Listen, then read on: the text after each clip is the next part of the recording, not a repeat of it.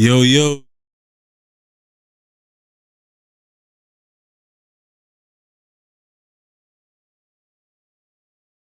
It's like 5, or just catch us on the podcast. You'll find it a real surprise. Cause it's real spill, real deal. Knock out Holyfield. There's no kill bill. Get real, we really on the field. Blood, sweat, and tears steady spill as we make the real. And no blocking shots, we always hot like Harden with the steel. Hey, Phil, the marshmallows still gonna swell up, right? We still talking about these marshmallows? We still talking about it. Come on, man. I'm not trying to hear that no more. We gonna hear about it. We're not. Yeah, I don't think so. Yeah, Yeah, okay. Hey guys, settle down. Let's save it for the show. It's just about to get real.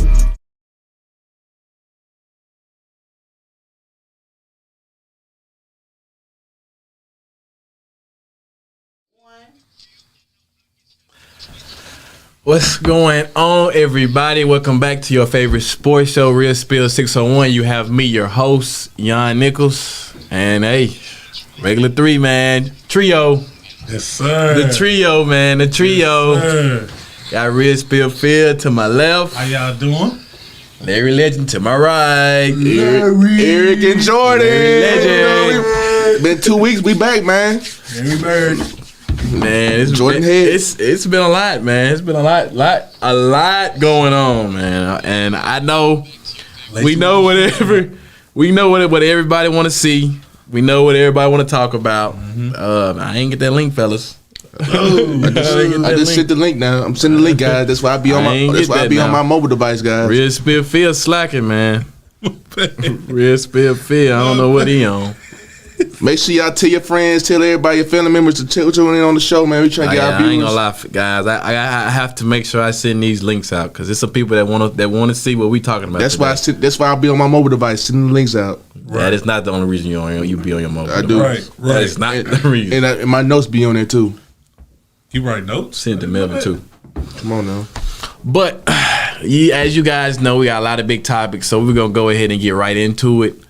We're gonna start off, man. NFL AFC. Joe Burrow and the Cincinnati Bengals beat Patrick Mahomes and the Kansas City Chiefs this Sunday. Over their last 3 matchups, Joe Burrow is 3-0 against Pat Mahomes and the Kansas City Chiefs. I want to ask you guys: the Bengals are now 8-4. Are people sleeping on them as a real contender? Well, I always started off first. Are people sleeping on the Bengals as a Super Bowl contender? Yeah. You know what? Yes, I do think people are sleeping on them as a contender. And honestly, I wouldn't just say like that. I feel that the Bengals aren't getting the credit that they deserve. I feel that the Bengals right now, the situation they in because of the way they started the season, they're still riding their wave as if the Bengals not gonna do anything. But as of lately, Bengals, they've been handling business in and out every week. Starting off last week against the Titans, that was a great win. I feel like Joe Burrow, man, in the clutch moments, he went and handled business as he was supposed to, and he's been doing this as long as I've known him since the boot days. You know what I'm saying? Right. And I'm just giving credit because I know I was a guy that at the beginning of the season when the Steelers beat the Bengals, I was high on it. Like, hey, right. I don't think the Bengals got it this year. And you told me then, you said, you just be patient and wait and see what happens. And they are proving me wrong. And so I give them that. I know they still missing Joe Mixon, but with P. Ryan in there at running back, there's no missing production at all. And then Jamar Chase came back, and just speaking on the game with the Chiefs, man, that boy Chase came out hot, 7 for 97. Come on, man, and a tutty. Woo. For him, that was really light work, though. Last time he hit him for 228. Man, hey, Jamar Chase, man, he's back. I don't care. That hip injury, I didn't see none of that. They said he played 6 quarters with that hip injury, and he had 13 catches for 296 yards and 2 TDs while playing with an injured hip. Yeah. Man, full 100%. That's a dangerous guy. But I knew that already, though. So yeah, you knew that. As far as the Bengals right now, they're most definitely a Super Bowl contender because they just beat the Chiefs, and that was a great win. Great win. Honestly, the Bengals' only matchup right now that I can see that it's gonna go down to the wire regardless. It's gonna be that Bills versus Bengals matchup again. or it could be the Chiefs, or it could be Bengals versus Chiefs. But right now, that's what I'm seeing. I think right now the Bengals are on that wave where everybody's getting that groove in. They're not missing production out of the running game with P. Ryan in. Defense still looking up to par because they beat the Chiefs now. They beat the Chiefs with Pat. And you know Pat, he's not going down without a fight at all. Right. You got to play to the very last second. And they went and got that win.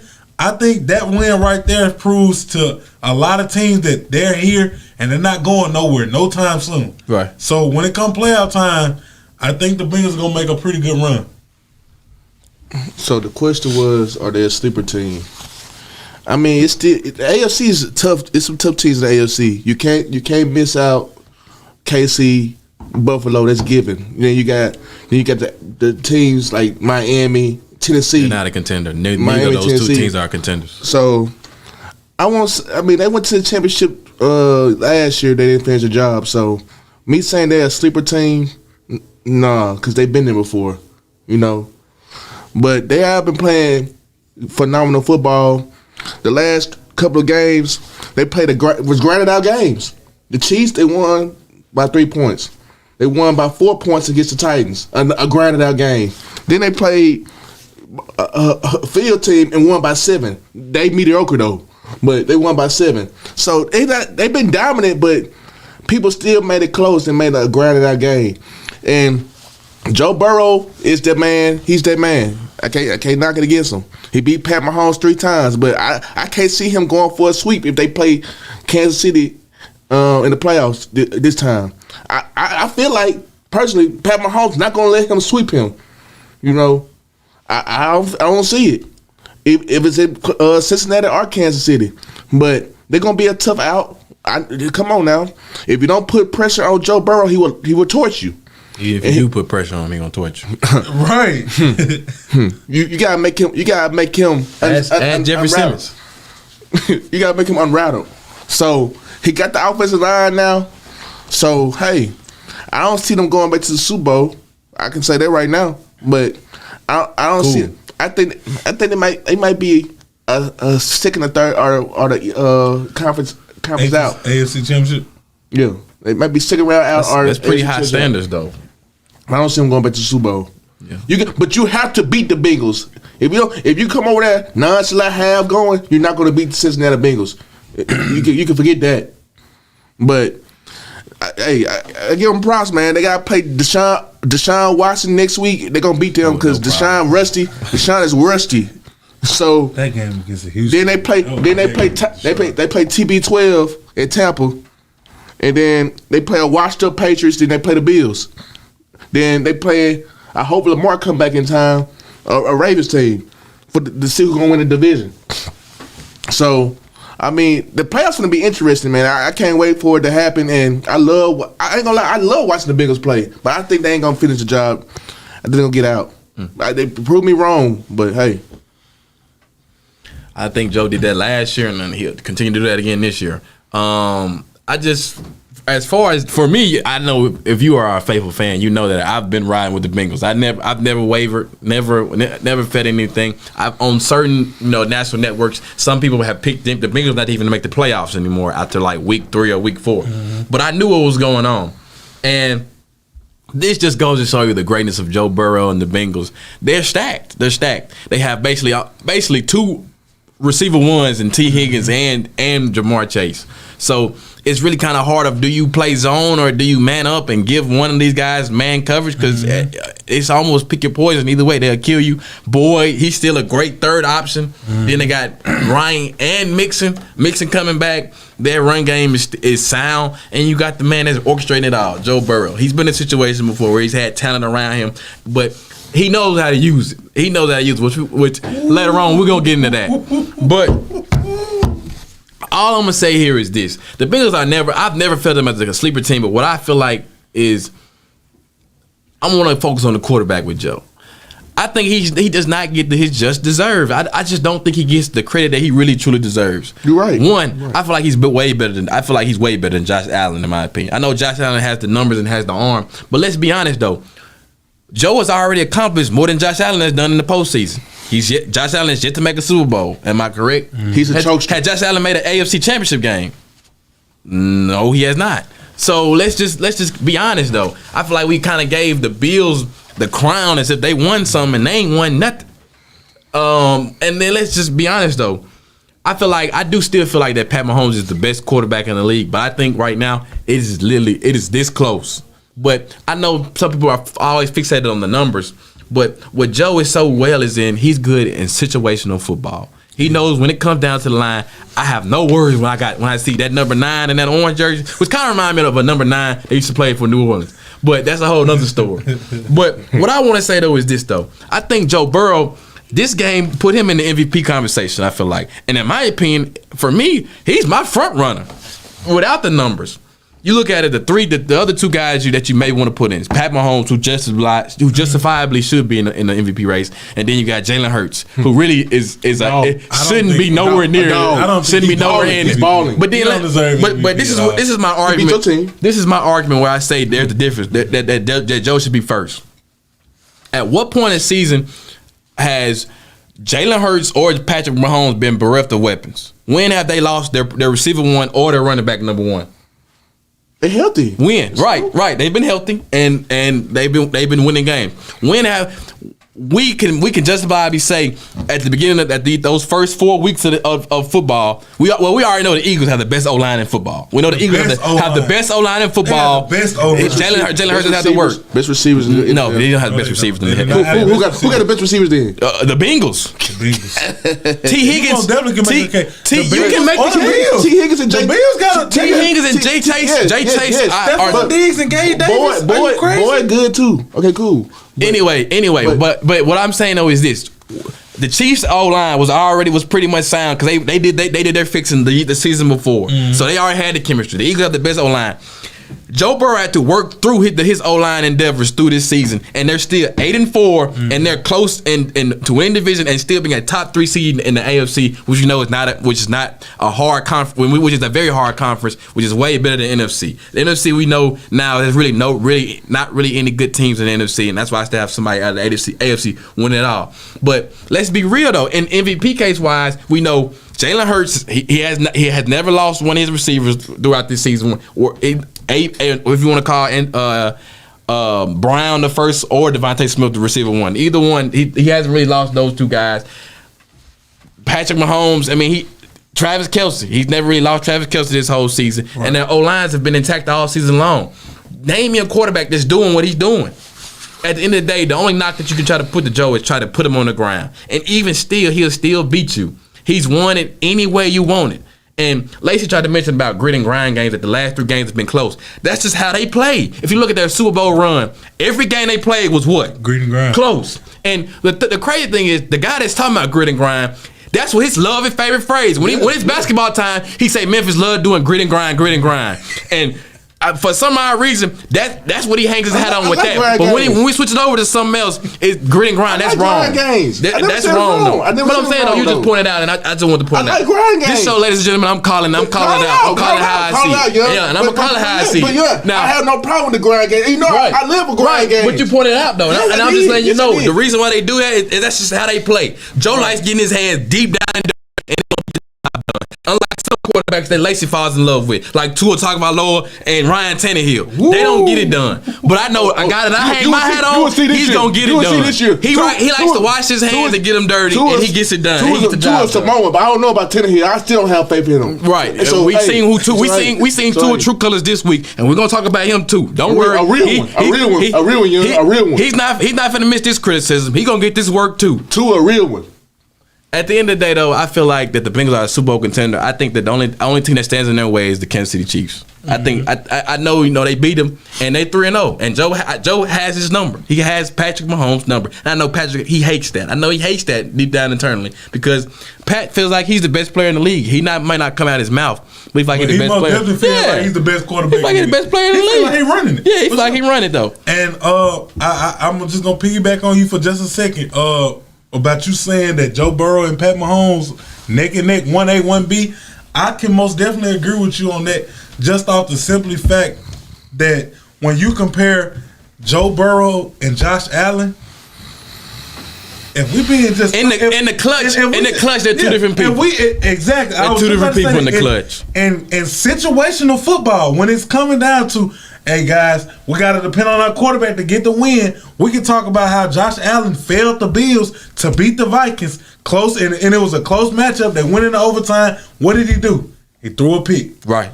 Me and you both know Joe Burrow. He's not doing that when it's time. When it's grit and grind, it's a minute left, and you need to win the game.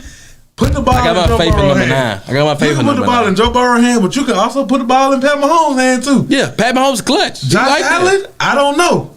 You know what I'm saying? That's why when they was starting to talk about that, Allen and Patrick Mahomes was like the Brady and Manning debate. I never saw that. Yeah. If you want to do that, do it in that form and fashion. I'd put Joe Burrow in there with that. You talking about Huntley, Chris Williams. Oh, that's who's talking. Well, they gave Bills credit because of their talent with the addition of Von Miller, but with his injury, I don't see it. But I mean, I just feel like when it comes to when we're looking at those 3 teams, but I feel like that's really the only 3 teams you should be looking at for the AFC, in my opinion. Everybody else, I think, is false. I think they giving fake smoke, false hope. Yeah, false. False hope. As far as those 3, I just feel like that. The only reason that he doesn't get his credit because he might not give you all those wild plays, the sidearms, the trucking people or jumping over people like that. Win games. He just knows how to win games. He's smooth. He just knows how to win games. And that's why another number 9 never got his credit until the end. Till they started seeing he's had all these 7,000 yard seasons, yada yada yada. Then you really look at the complete body of work. And his arm came out. You gonna see that, and just like your quarterback, how we can see how now he's getting older. So we can go that route. We go that. We can go that route if you want to. We can go that route if you want to. Cause I'll talk about number 12. I can talk about number 12. Even with his arm good, he only got even with his arm. 2019 field. But look, even with his arm good, he still got the same number of rings as the dude. He say his arm gave out. He still got the same number of rings. He got the same number of rings and the same number of appearances. He got the same number of rings and the same number of appearances. He's still in the lead though. Noodle R&B got it. And he got 2 rings. But A-Rod got a big arm. He's the greatest talent in the NFL I've ever seen. But what he got? 1 appearance and 1 ring. Let's call it how we see it now. 1 appearance. You can talk about a man while he down, but let's talk about it while the man is up. He still ain't getting it done. He's still in the lead. He's still in the lead. Come on now. He's still in the lead. Yeah, and we know y'all not going nowhere. He robbing y'all. He's stealing money. He know that. And he knows that. He knows that. Now he's hanging his hat on guys like Christian Watson. He know that. Right. Dog. Yeah, dog. Now you call him a dog, but you was calling him all kinds of names by week 2 and week 3. I did. Yeah, don't change up. Stay the same. Oh yeah. He earned my respect. You know I don't mess with that fake love. I take it real hard. You gotta earn my respect. Earn, not given. For real. After the break, we're going to stay on the AFC and we're going to talk about Lamar Jackson and his injury and what this might do to affect his contract. We'll see you after the break.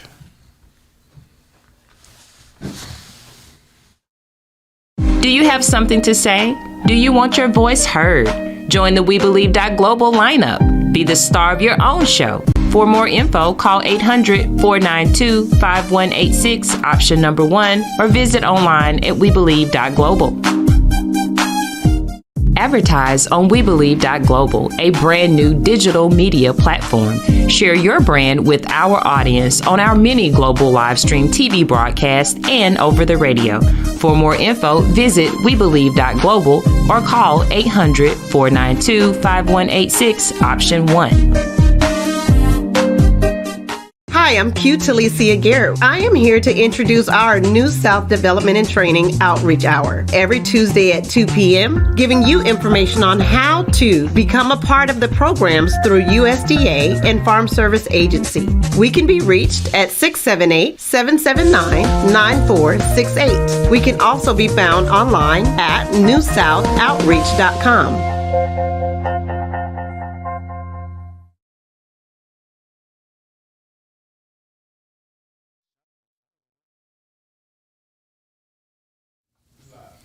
Welcome back, everybody. Staying on the AFC side of things in the NFL.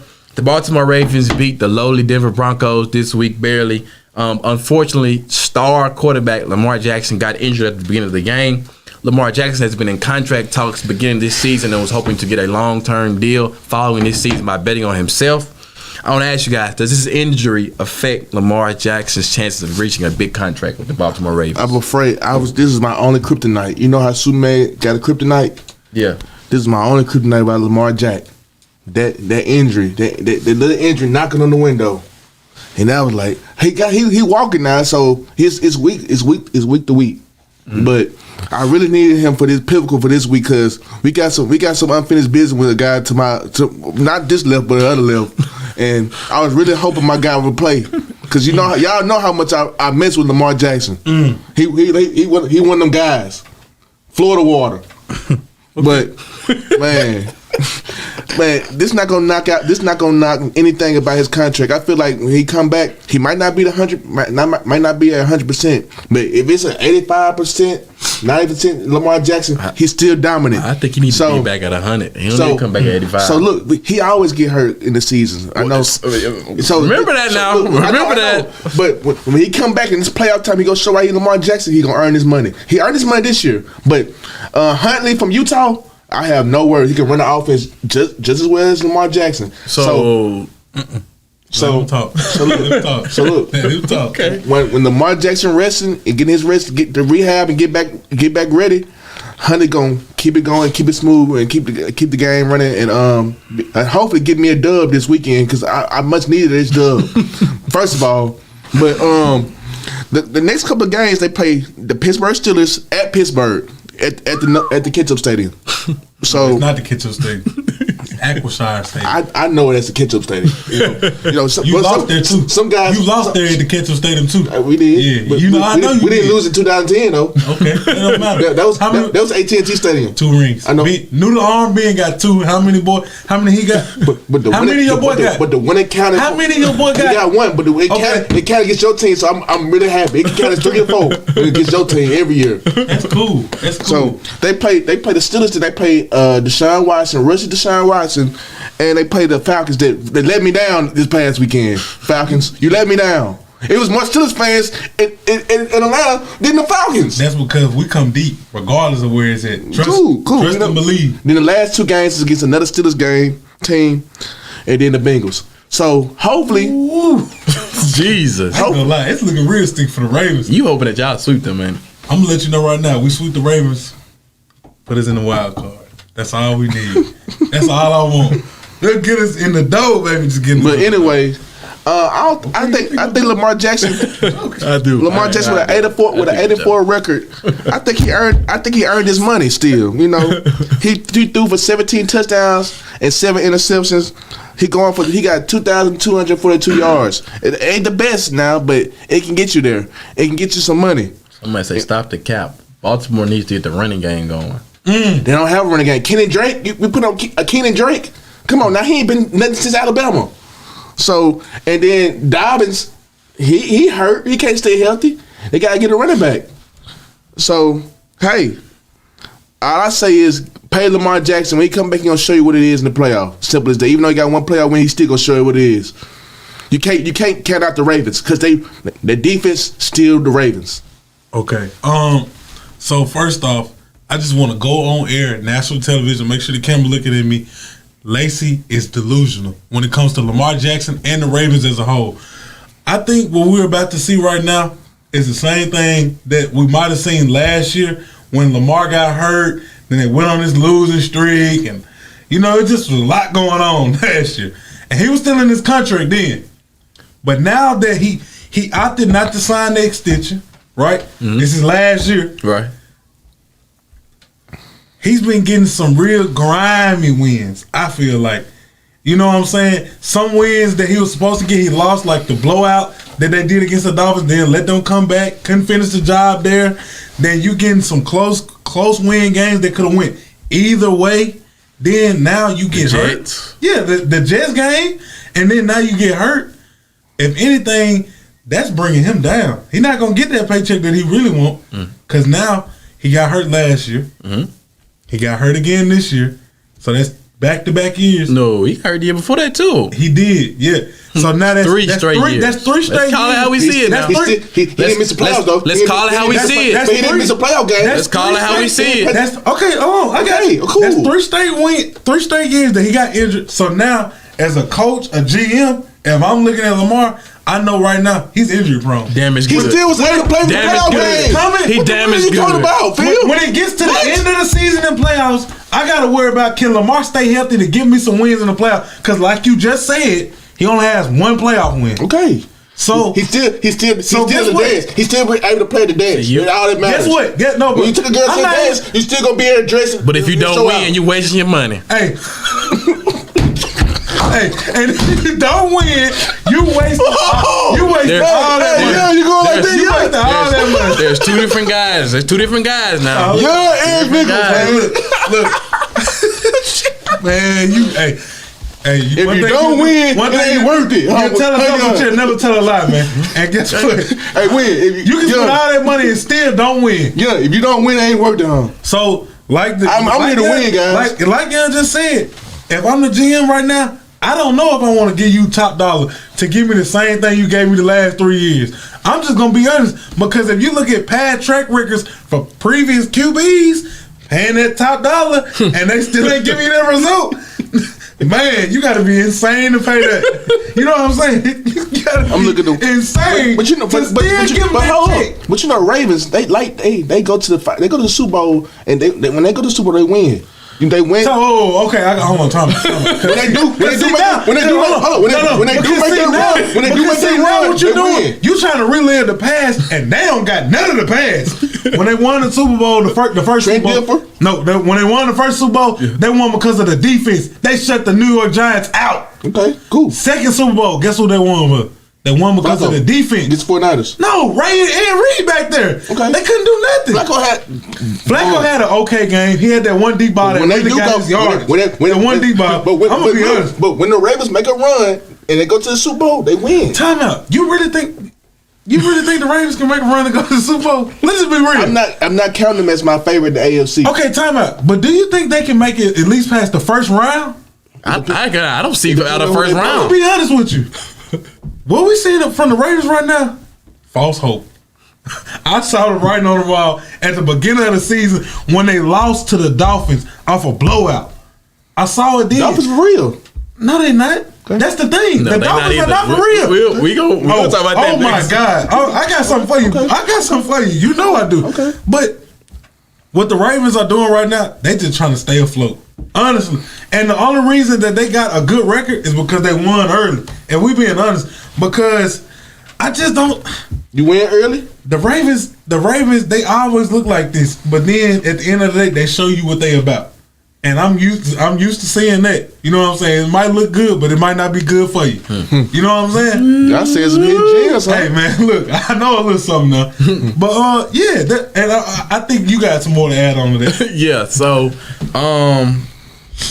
coming in when we first started talking about Lamar Jackson's contract, I was one that said, I was like, in this situation, I'm not always a safe bettor, but I feel like that on this situation, he should have played it safe and just went ahead and took that 4-year contract that I think they was offering him for.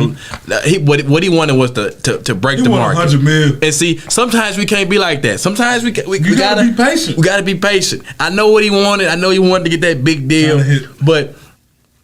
And I respect him for betting on himself, but this is one of those risks that happens when you bet on yourself, and that's what I said. It may have been. I probably would have felt a little more stronger betting on himself if he wasn't a quarterback that relied that half of his game is predicated on his success with his legs and his athleticism. Mm-hmm. And what have I always said to y'all about athletic quarterbacks? They won't last long. They don't last long. And see, these injuries are going to start to pile up, and eventually, that athleticism is going to wane.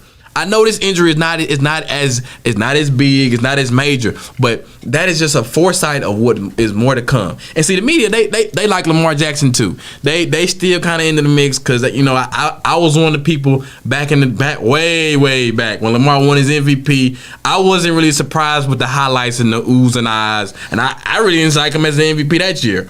But later on, we saw in the playoffs what really was. But at the end of the day, like Phil say, He only has one playoff win. First off, that's just first off. When we talk if you coming to me about getting paid, we're gonna keep it all the way 100. Right. We're gonna go through that. You only got one playoff win. He got MVP, but I'm a guy that I don't really like. It's cool. MVP don't matter. That's cool. That's cool. Yeah. Accolade. That's cool. But I need to know that's a guy that's gonna get it done. I need that's gonna get it all the way done. I don't need no half done job. I don't need you because you got to praise to this level that you get bereft of criticism and all that. No, we're gonna call it how we see it. You got one. That's incentive. You got one playoff win, and you got hurt 3 years in a row. Like Phil said, injury prone, damaged goods. I'm not finna break the market for a guy that continues to get injured, and I know that his game is predicated on athleticism. I'm not doing that. And as far as I know, in the playoffs, he doesn't get it done. Just because he excites us and he shows us highlight plays and oohs and ahs, you can't get sucked into that. Like Phil say, it may look good for you, but it ain't always good for you. Okay, what? Your guy got hurt 1 year, and he made a phenomenal run last year. I'm talking about Joe Burrow. And okay, he didn't get hurt. He got hurt. He didn't get hurt no more after that 1 year. But okay, people get hurt. It's a game of football. Josh Allen got hurt. Guys get hurt. A-Rod get hurt. Guys get hurt. Hold on. Okay, first off, you was talking. You really threw me off with this one. First, you talking about guys getting hurt.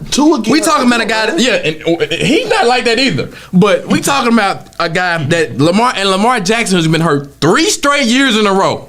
Not 1, not 2, 3. Joe Burrow has only gotten hurt once in his NFL career, really. Fatal injury. Once, fatal injury. But answer this question: is Joe Burrow's game predicated on athleticism? He run. Now don't say he don't run. Is his game predicated? Not all athleticism. If he had to run, he would run. Right? Yeah, you're right. I'm not debating that. I'm not debating that. I'm just saying though. I'm just saying statues and I'm just saying though. Okay. Do the Bengals do design run plays for Joe Burrow? They do quarterback sneaks. That's not what I'm talking about. That's not, and you know that's not what I'm talking about. I'm talking about at the 30 or 40 yard line, not goal line, and it's not not 4th and short, it's 3rd and short. It's 2nd and 8, and they give him the ball, and everybody else knows it's blocking because the quarterback is finna run. Right? No, they do not. Josh Allen maybe. Patrick Mahomes not really. Patrick Mahomes runs off of yes, but he ad-libs when he runs the ball. Lamar Jackson's game is predicated on running the football. That's the reason why he won the MVP. That is definitely the reason why he won the MVP was because he was running the football. He had a lot of splash. But see, the thing is, the reason people not talk about it now is because there's a lot of guys that's doing that. It's a lot of guys that's doing that now. It's a lot of guys are doing that. The guys are breaking the rushing yard records. Justin Fields has already broken the rushing game record. He gonna be nasty. He love playing y'all boy. But we own him. We own the Bears. Yeah, y'all won this time. But he got something for y'all in the long run. And then, like Phil say, he gonna get the last laugh in the end. We own the Bears. At the end of the day, though, with Lamar Jackson, though, you got to think about it. Let's stop looking at it in a sentimental look because you might like the quarterback or that's your favorite or you pulling for it because of his story. I'm looking at it in a stance of I'm going to give you the money. You've come to me and I've seen through your track record. You're really, if we keep it stacked, not reliable. You're not available. Your availability is questionable. And at the end of the day, when it comes down to it, when the rubber meets the road, you're not always there for me. Right. So those are 2 big things to me, in my opinion, where I'm not finna break the market. I give you some money, but I'm not finna break the market. I feel like the Ravens will pay him, but I feel like if they do, if the Ravens, which I don't see them doing it, they were to break the market on Lamar Jackson. They getting finesse. They are going to be sadly mistaken, and they're going to be in the same situation the Dallas Cowboys are in with Dak Prescott. Yep. And they winning. Yeah, is it because of Dak Prescott? He making plays. He the head honcho? Who's because of Dak Prescott? Okay, the defense good, but how many wins did the Cowboys get when Dak Prescott was down? Parsons don't play on defense. Cooper Rush only lost 1 game, right? He only lost 1 game without. He lost 1 game, right? I'm just trying to check now. So we know it's not because of the quarterback. We know it's not because of the quarterback. The defense go crazy. Offense, what they do? You gotta score points, right? You gotta what? You gotta what? Points. What? I'm saying though, that's a defense. But at the end of the day, if Dak Prescott is the quarterback, he's the orchestrator. Not of the defense. He runs the offense. He throws the ball to receivers. The offense. He hands the ball off. He earns his freaking money, man. I'm tired of telling y'all these guys. I'm tired of telling y'all. They put up 50 points last night. He did learn. Most of that was because of short field possession, because of the defense stopping them or getting a turnover. And they scoring to finish the deal. It's a team thing, Phil. It's a team thing. But what he's saying is the guys that are getting paid $50-some million, those guys, that's when we giving you the ball with 7 seconds left. When you win a you Super got guys Bowl, like when you win the Super Bowl, they ask who's the quarterback of the Super Bowl team. The guy who runs the orchestrator. But sometimes when you win the Super Bowl, the quarterback has every quarterback won the MVP? No. Come on now, let's be real. No, they haven't. Okay, but still, only guys that like that have quarterbacks of their team is like they still talk about Nick Foles to this day. They still talk about guys like Trent Dilfer to this day. Nick Foles won the Super Bowl MVP. They still talk about Doug Williams to this day. Guys who the quarterback of the team won the Super Bowl. No, who is talking about Doug Williams to this day? I'm just saying in general. No, I'm saying I mean, he won the Super Bowl. We're gonna say Super Bowl. There's no way who is talking about Doug Williams? Super Bowl champion Doug Williams. There's nobody talking about Trent Dilfer. Nobody is. Wait, who's talking about? Who's talking about Trent Dilfer? Who's talking about? ESPN. What you mean? Okay, he on ESPN. But who is talking about? He still got a title his name, Super Bowl champion. At the end of the freaking day. Because of who? At the end of the day, who won in that Super Bowl? He's an orchestrator on the team. Hold on, time out. You can't take no, you can't take Super Bowl. Who won the MVP for that Super Bowl? Just like your dude on Who won the quarterback. They can't take Super Bowl out of your team. Who won the MVP for that Super Bowl? Okay. Who won it? Not him. Who won it? Still say Super Bowl Tell champion. me who won the Super Bowl. Like I said, just like your dude on quarterback. It was Ray Lewis. Hey, you right. Just like you can't take the title out from Super Bowl champion. Even though he garbage or not, you can't take the title out. Guess what I can tell you? Guess what I can tell you about? I'm gonna be truthful. I know it wasn't because of being that we won either one of those Super Bowls. You can say one. This Cardinals. You can say that gets the Cardinals, but who made the catch? Antonio. Because if we're being honest, Ben overthrew it. Yeah, he overthrew it. He just made it. I don't know how he made that catch. Antonio made toe tap alive. San Antonio Holmes made Big Ben's career that year. Let's be real. I'm just being real as a Steelers fan. Understand? No, I'm serious. San Antonio Holmes. Bro, San Antonio Holmes, he won the game before we played the Jets. He was the reason we won that game to get into the Super Bowl. I'm just being real. It was Randall L. No, it wasn't. You're not a Steelers fan, bro. Hey, that's when Ben was Ben. I was watching.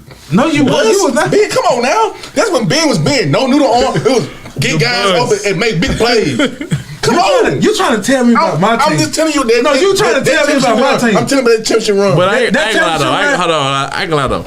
I know what type of guy you are now, no. You just like being there. You like being a part of it. Yeah, that's how it is. You like being a part of it. You want to be a part of whoever doing good. You just like being a part of it. Come on, man. You was one of them guys. I just gave your team credit. You was one of them guys that when they gave them class projects, you did just a little enough to get by, but you wanted all the credit. No, that's exactly what type of guy you was. You just want to be a part of it. There's no I in team. It's a team collaboration on everything. But I know if I stayed up later than y'all and I did the work, I want more credit. I'm just gonna keep. That's the type of guy I am, and I'm a command cookies. For you want your cookies and all your milk and cookies too? Tough cookies, man. Yeah, you still get the same grade. Yeah, but when it comes to getting monetized and getting paid, that shows that individuality shows. Then right. You gotta talk that out with your boss, Playboy. But after the break, we gonna still stay in the AFC, and we talking about to a T. We got a lot to talk about. We'll see you after the break. Do you have something to say? Do you want your voice heard? Join the WeBelieve.global lineup. Be the star of your own show. For more info, call 800-492-5186, option number 1, or visit online at WeBelieve.global.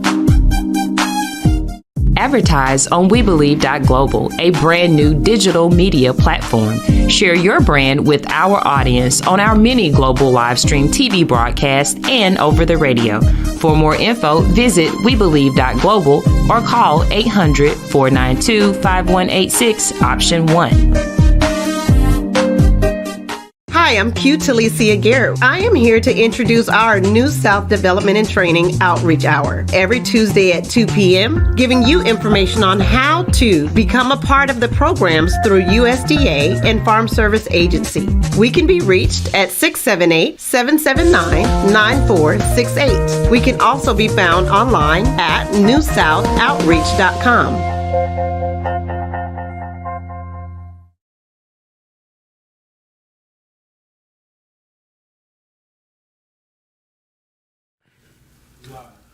Welcome back, everybody. Moving to Miami, South Beach, Tua Tagovailoa and the Miami Dolphins got steamrolled by the San Francisco 49ers 33-17.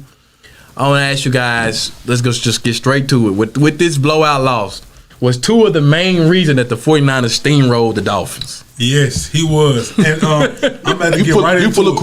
I'm about to get right into it. So first, Tua went 18 for 33, had 295 yards, almost 300, TDs, almost 300, 2 interceptions, plus a forced fumble. Yep. Okay, so 3 sacks too. Oh, he got sacked 3 times too. Okay, so when we put all that into perspective, we put all that in one pot, stir it up. What do we get?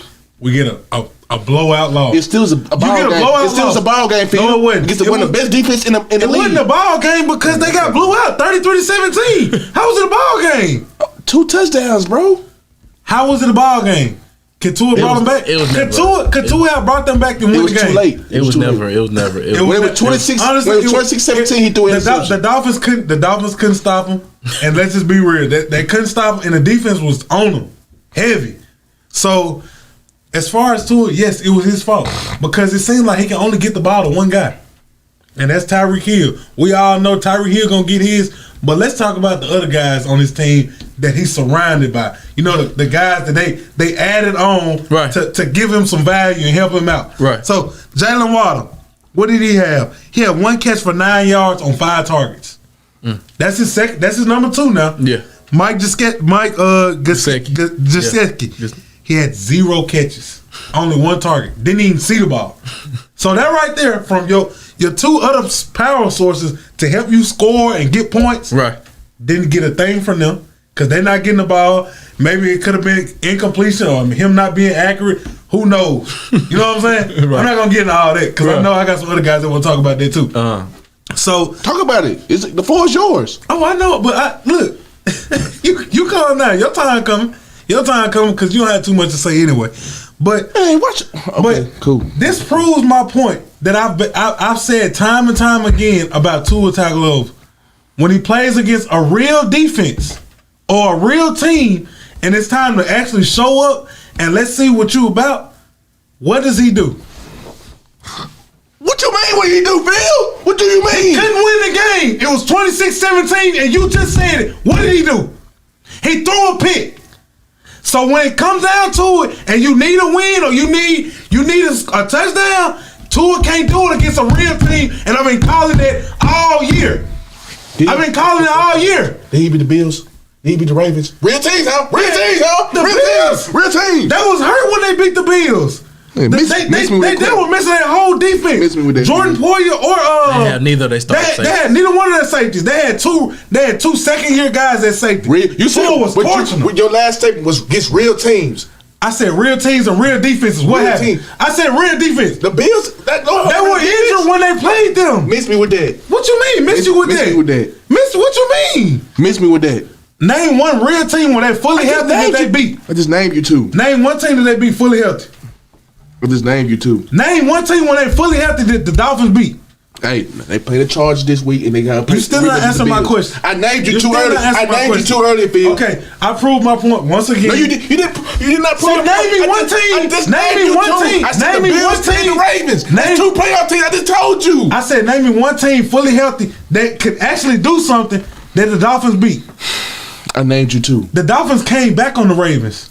They were supposed to lose that game. We all know what they beat the Vikings. They lost to the Vikings. That's a real team. What happened? You said what? They lost. They lost, and then they played the 49ers, another real defensive team. They lost. And it's funny that the 2 NFC teams that's actually good, y'all lost to. But I know one team they didn't lose to, and I got good bread off there. And that was your Steelers.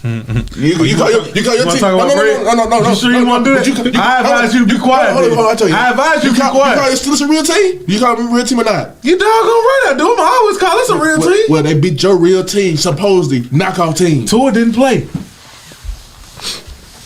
Like I said. Oh, okay. That's what I thought. Tua did play that game. He got hurt. I thought. Didn't he got hurt? He played that game. He played at the beginning. He played the Steelers. Tua played. Out the whole game. 1 touchdown. He came back. 1 touchdown. 261. He came back. Yeah. You're right. My fault.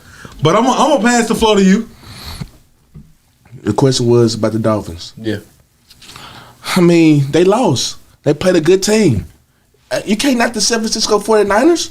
They're a good team. My point right now. What is your? You said on Tua. I'm not saying the game was on Tua. Tua almost threw it 300 yards. He was down, so he had to throw it. He had to show his arm talent, and he had to take risk. He was already down the whole game. He could get the ball to one guy though, Lacey. He had 30. He went 18 for 33. Why didn't come to play? Why didn't come to play? Just, like you said, Teddy didn't come to play. Guys didn't come to play. Is it they didn't come to play or he couldn't get them the ball?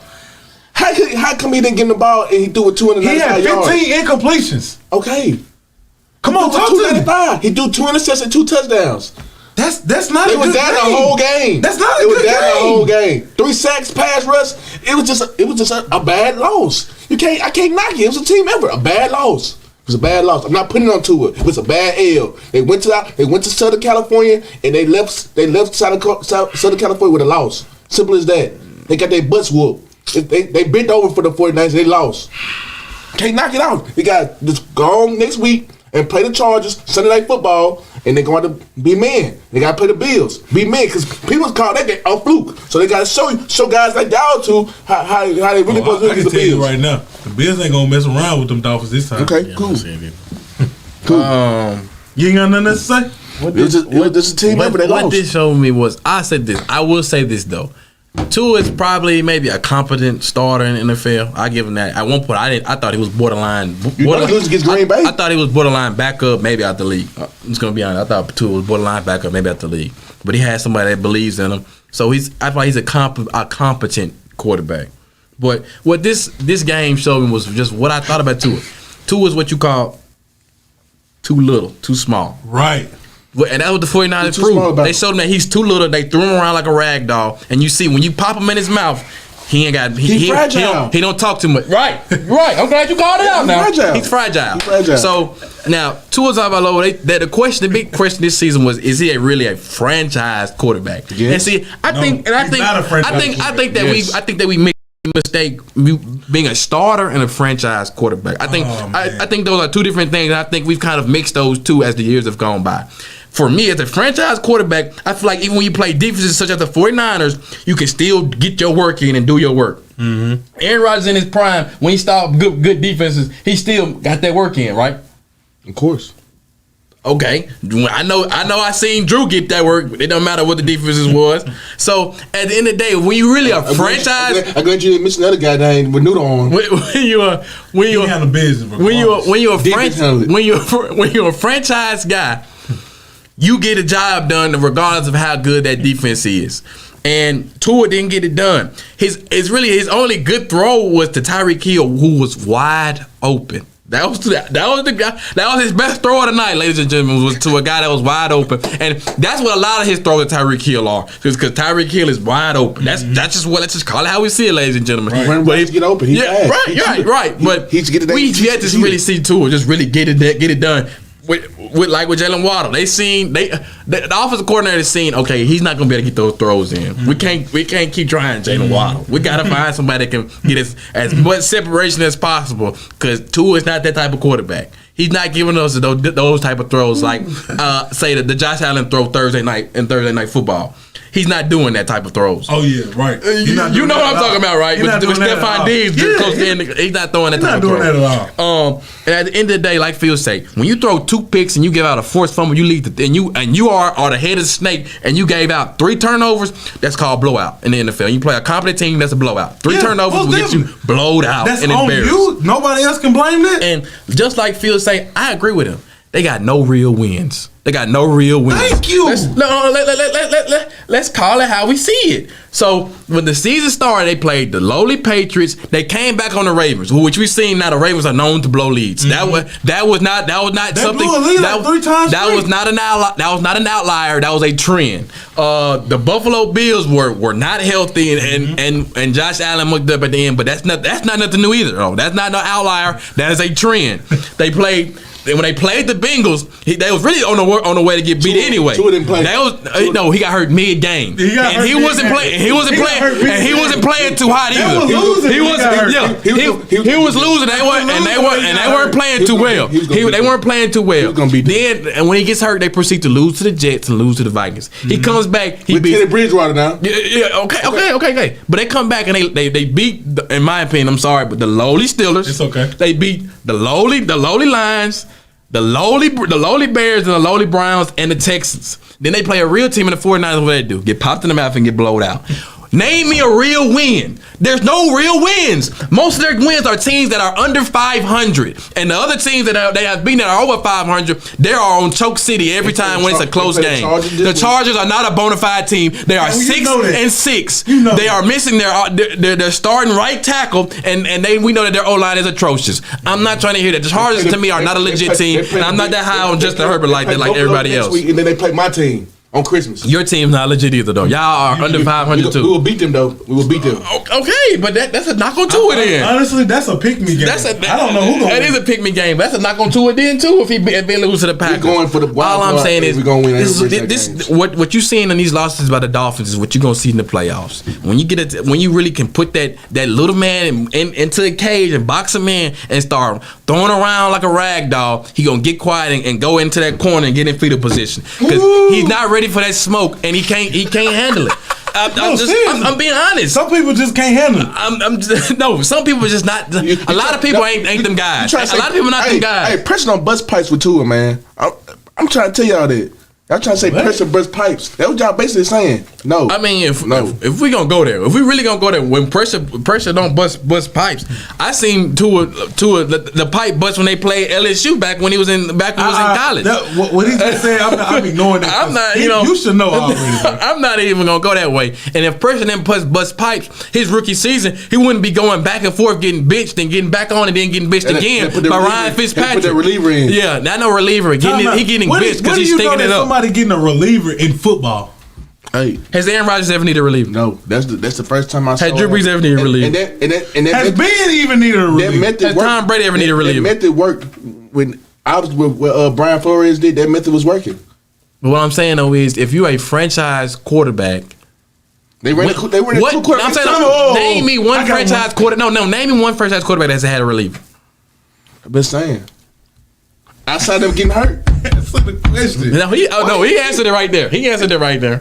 Anyway, I have no faith in the Bengals, and I have no faith in Tua T. I think they're giving out what they call false hope, and a lot of people may be sticking to it, but I'm gonna call it like it is. It's false hope, and sugar is not always sweet sometimes. And I can tell you this: the Dolphins, if they had to see the Bengals, it's gonna be real sick. I'm gonna tell you right now, the Bengals probably blow them out. Because the thing that's gonna happen, Dolphins might even be able to beat the Titans. They see them in the playoffs. Man, I'm gonna tell you right now, Tua is showing his true colors. Let's just say it like this: this playoffs, a lot of people are gonna get exposed. Man, I promise you that. Man, a lot of guys are gonna get exposed. I'm gonna prove y'all guys wrong. Yeah, it's gonna be a lot of guys that's gonna get exposed. So and see, and then that's when I'm gonna show y'all that's where I look at football. But besides this past season, which has probably been the worst season I've ever witnessed as a Saints fan, we've seen a consistent amount that's going to the playoffs. And I remember one year Phil asked me a question. He say about something with the regular season, and I say, "What'd I tell you, Phil? We're not worried about the regular season. We're a playoff team." That's what I say. I don't care about the regular season. My concern is what we're gonna do in the playoffs. That's my only concern. I know a lot of fans. And I know the game has to be played on the field. You got to still win the games and all that. But when I know that you are at a certain level, and I know at the end of the day you gonna probably make the playoffs. We're not worried about the regular season. All right, that standard has to go higher now. Just making the playoffs don't cut it for me. I'm sorry, that just don't cut it for me. I don't like just being there. I don't like just being one of the guys. I'm trying to be the top dog, and I'm trying to let everybody know I'm on top and you on the bottom. That's just how I feel, and I'm not cut like that. So. At the end of the day, I think the Dolphins and a lot of other guys and teams are going to get exposed when we come this postseason. You're gonna see. Hey, I'm right behind you on that. You gonna see? I most definitely feel like Tua's giving the team false hope, but the head coach, He's riding to it. He a believer, and I like that. He's riding to it, if you ask me. Honestly, I don't think he believes. He's riding him. I'm talking about riding him hard. You know what I'm saying? Like, it don't make no sense how bad it gets. Right. Cool. Like, he'll let to it. No, seriously. If you really just look at, I don't know how much y'all look into it, but if you really just look at the mic'd up sessions between Coach and Tua, he believes. If you really look into it, he kind of just. I can't ask him a better question. He kind of just lets Tua give him free roam, like it's okay, but he need that structure. He need to go back to that Nick Saban mode. Right.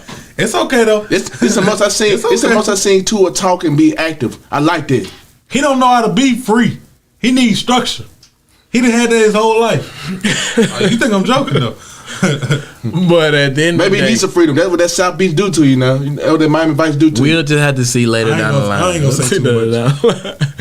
After the What break, Oceana Drive do to you, man. y'all know what's going on, man. HBCU swag, and if you know what we talking about, you know exactly what we talking about. We'll see y'all after the break.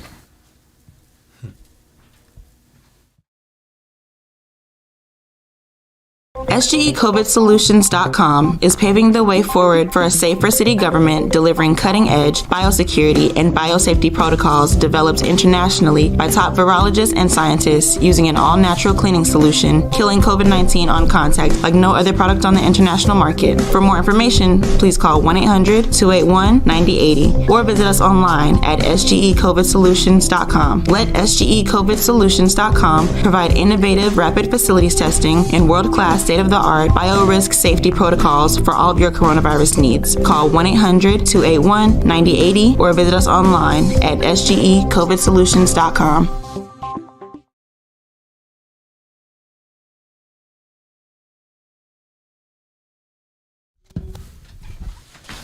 All right, man. Y'all know what time it is. Y'all know what time it is, man. HBCU swag, baby. Let's get it. Let's get into it.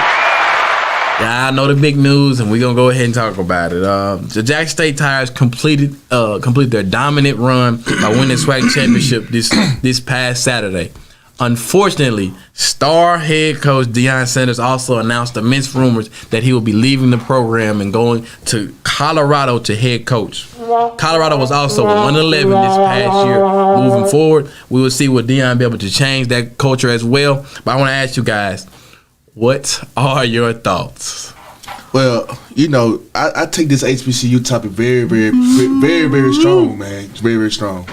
And, you know, we all activists of an HBCU, and we told y'all, when Deon Sanders gone, Jackson State's going downhill.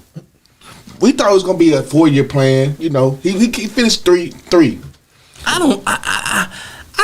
really don't like people saying 3 though. But 2.5. That really was just a 2. If you say 2.5, that really was a 2-year. The spring was just something for him to kind of assess the situation, and which really helped him. That spring happening in the spring really helped him assess the situation, and he could cut the fat. But he left way sooner than I thought.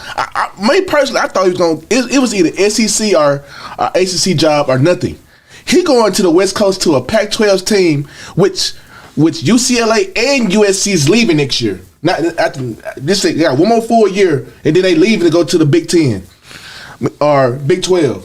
So anyway, first of all, he's going to a sub-bar team, the Colorado Buffaloes. They haven't been good since Eric Bellamy. But you got to think about it though. With the transfer portal, they can change. They can change.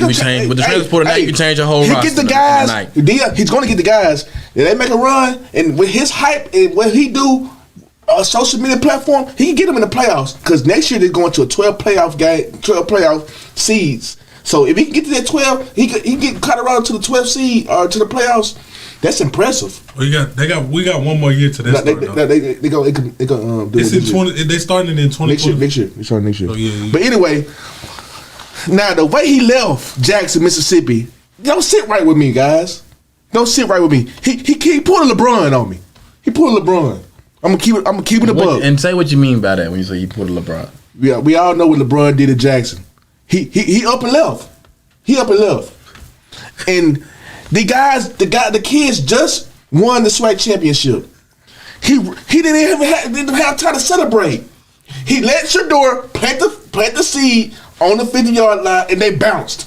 They got the trophy and they bounced. He didn't even have a press conference with the SWAC commissioner. which they should get fined.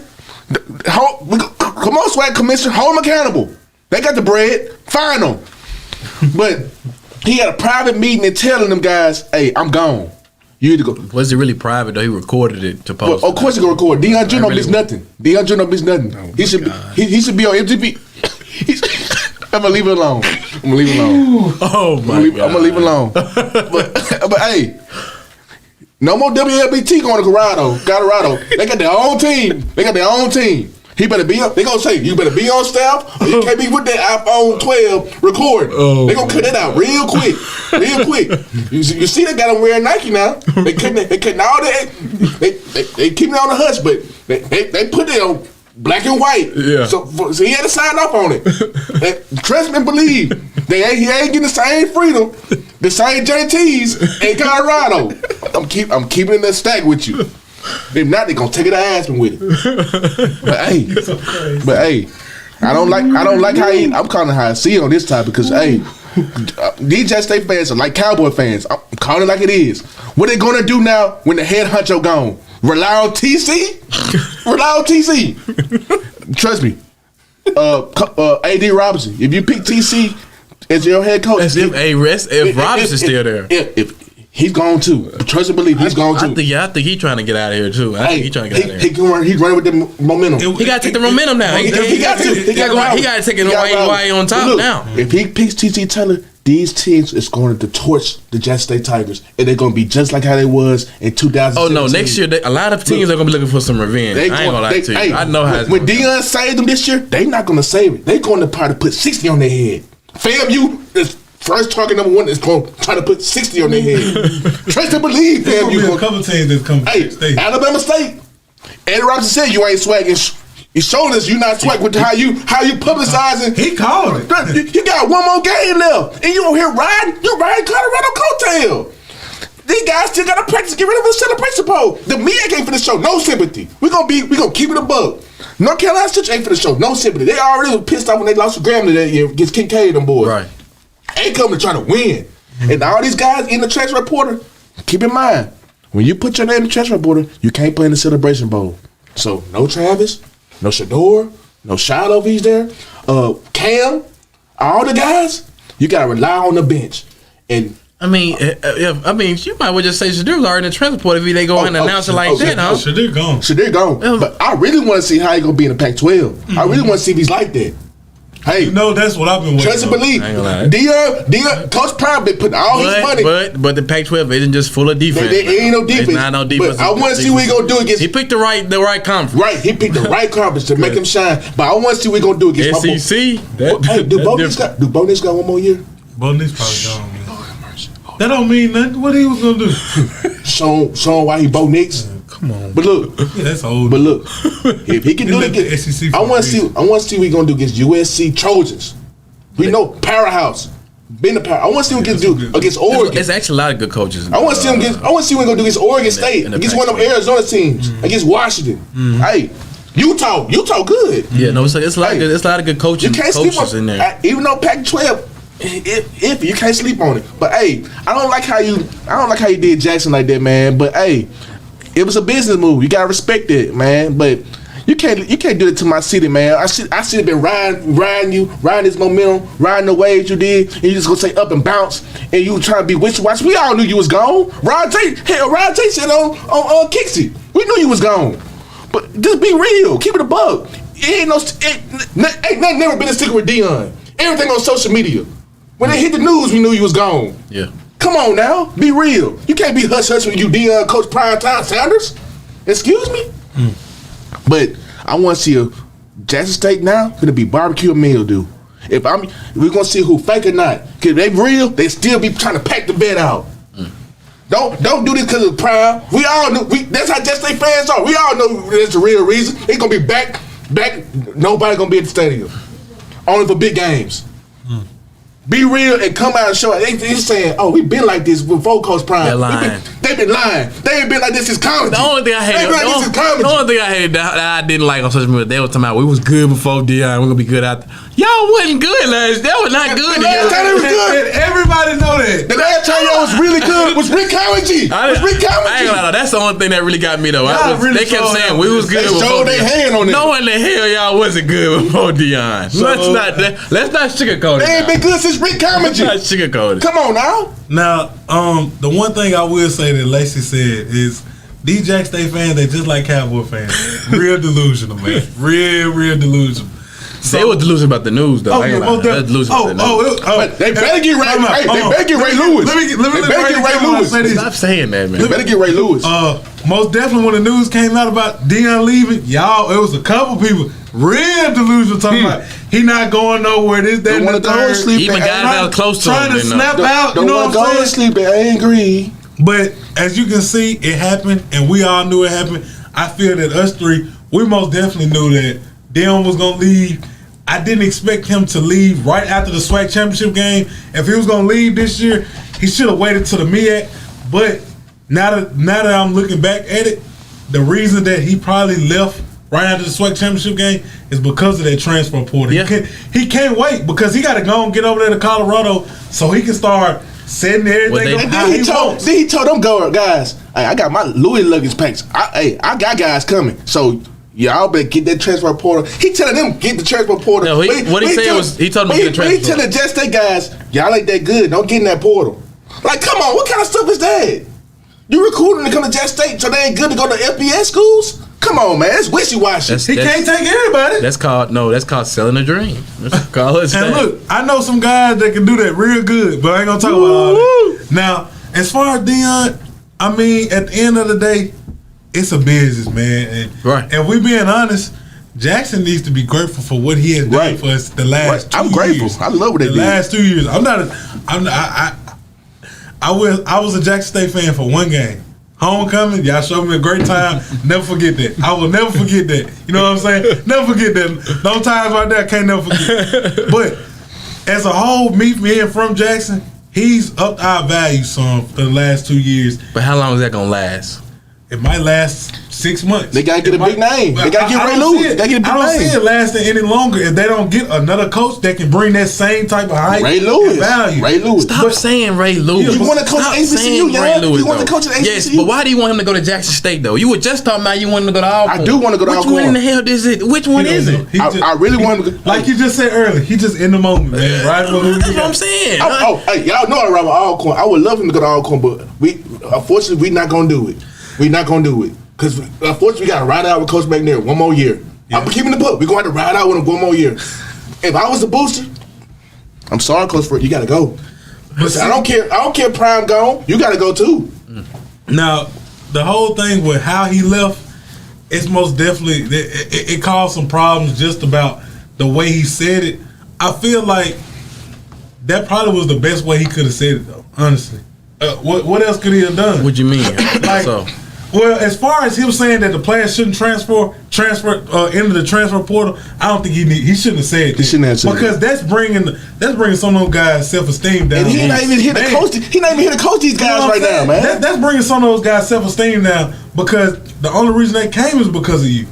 And so you as a coach, you never want to do that and bring your players down. You always want to bring them up in a positive way in any form or fashion. If you can find something positive in it, bring that up. And anything else, that needs to be behind closed doors without the camera. Right. You know what I'm saying? Everything ain't got to be for the media, but Colorado. And that's the other things. Deon, I hate that this social media really, man, it brings a lot out of people, man. And with Deon and him doing that, I feel that it brought the value down for him in Jackson, but it obviously bring the value up for him. The real question, when he goes to Colorado. Yeah, Phil. The real question is celebrities gonna stop coming? Is Michael Strahan gonna stop giving endorsements to the suits? Is American Airlines gonna cut their deal off? Like, it's unanswered questions now. Oh yeah, it's a lot of questions that need to be answered. Just because Coach Prime gone, you shouldn't stop that now. You shouldn't stop giving the love out now. Most definitely. This be real now. Most definitely. You can go, Young.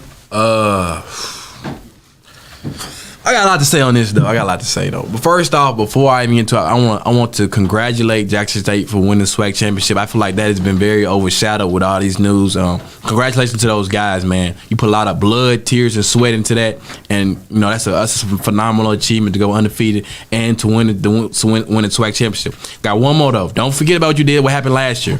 But you got to finish the job. The job still isn't technically finished. But with that being said, it's a lot of things I want to touch points here, and I'm gonna try to not be too lengthy on it. First and foremost, I understand him wanting to continue to be great and continue to evolve and obsess himself into getting him into the position that he has dreamt himself to be.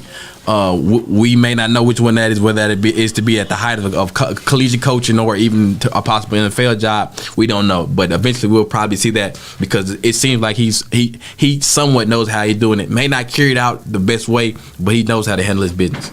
Now, as far as with the city in Jackson, I get it. I get it on both sides. Now, I will say this though: it's not a money grab. He has to pay Jackson State $300,000 for a contract buyout because of him breaking his contract.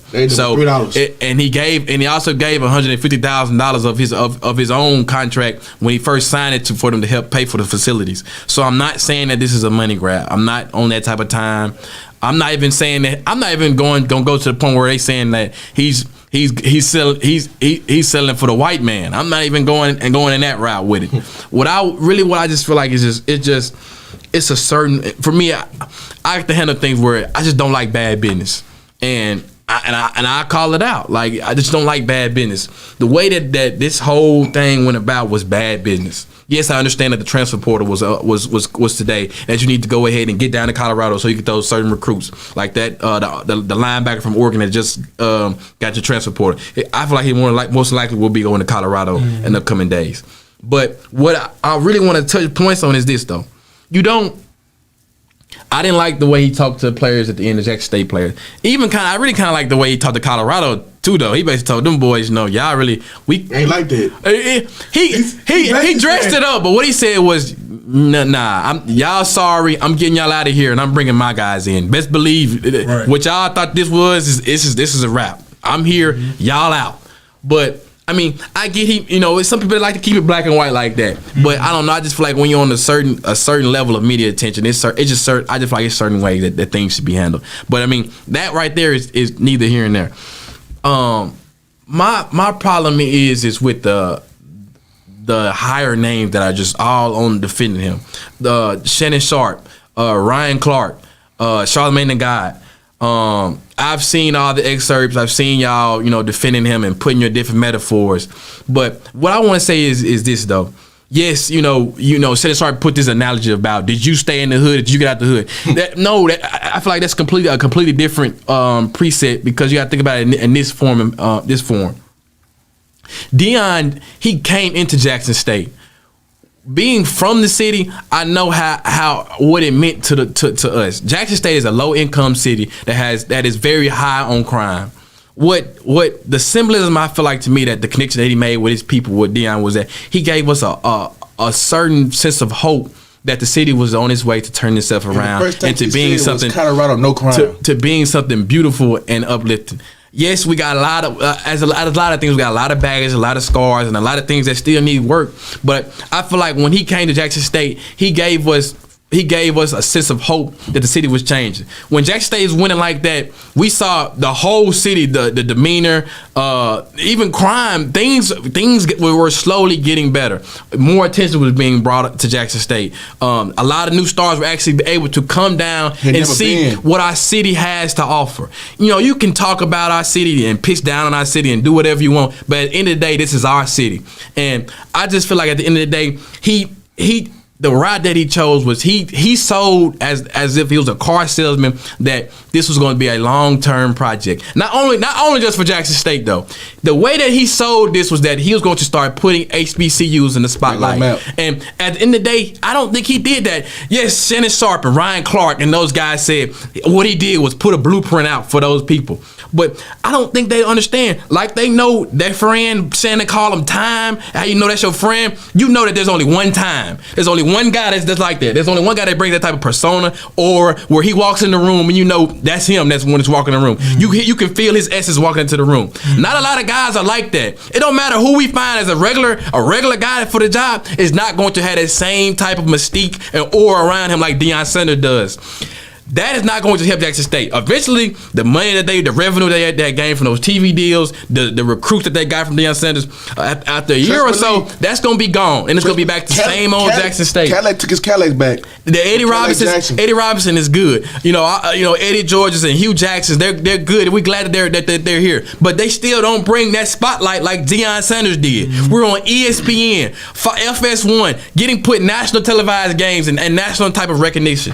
We're not getting that no more. They're gonna do what they're gonna do is what they always do is as they done with this new HBCU movement is come here and there and give us the little scraps as if they're doing a good service for us in the long run, which they're not. Deon was actually putting the swag on those by fixing things, whether it be as small as putting players' names on the back to bigger things such as facilities.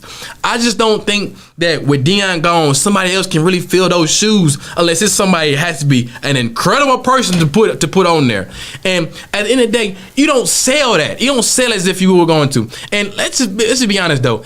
It may be big for Deon for where he gets to Colorado, he can make the college football playoffs and that. But let's look at it through the long run. How sweet it would have been if 2 or 3 years later, we see Jackson State playing SEC schools. HBCUs are really back on the map, playing the Alabamas of the world, the Ole Misses of the world, the Mississippi States of the world. I feel like, in my opinion, that'll be a way higher honor than than being back in another PWI, playing another PWI. Right. How big would that have been to see a SWAC school be the SEC playing amongst the PWIs? Not as if in a money type game where they're getting rolled over and steamed over and blown over, but they're actually playing.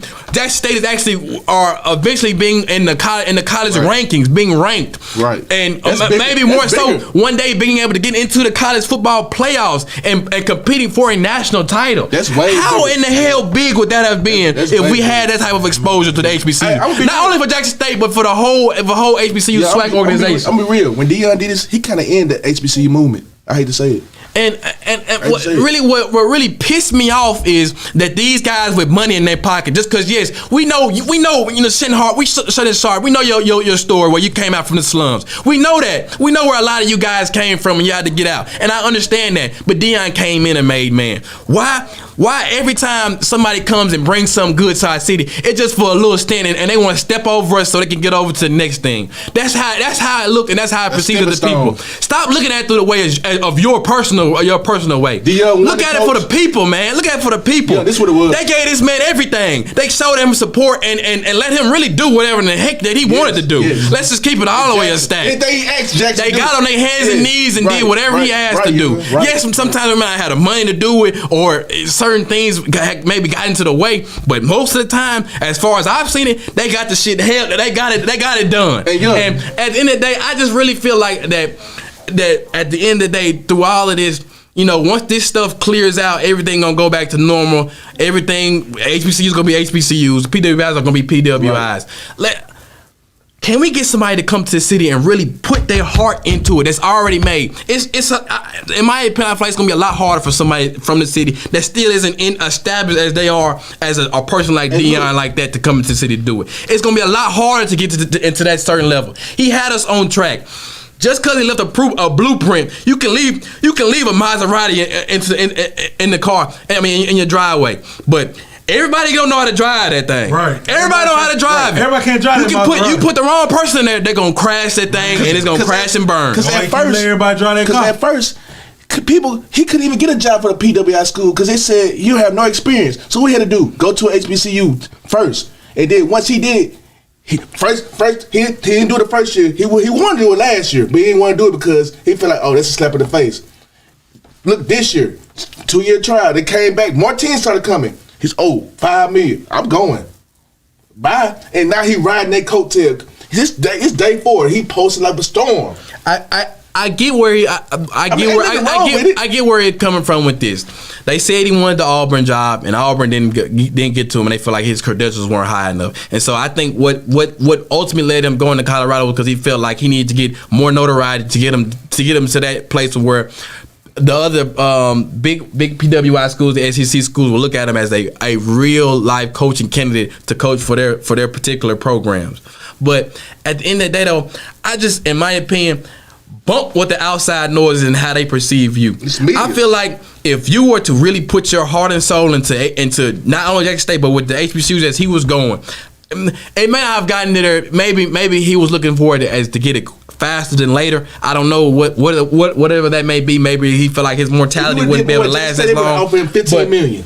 But at the end of the day, though, I feel like that if he would have stuck down with it and really just had patience. See, and that's the thing. I have to learn to practice. A lot of people have to learn to practice is patience. I feel like if he'd have showed us a little more patience and kept it down, shoot, even if he would have stayed maybe a year longer, he would have seen a better job. I feel like a better job position in Colorado. Way more. And that's where I just feel like it just grinds my gears. You know, Shannon Sharp talking about the HBCU wasn't his first choice, but now doing it over, he'll still do it over again. What are you saying? What are you saying, dude? What are you saying? Which side are you on? You talking about all this? Which side are you on? Are you on the SWAC side? I mean, HBCU side, or are you on the other side?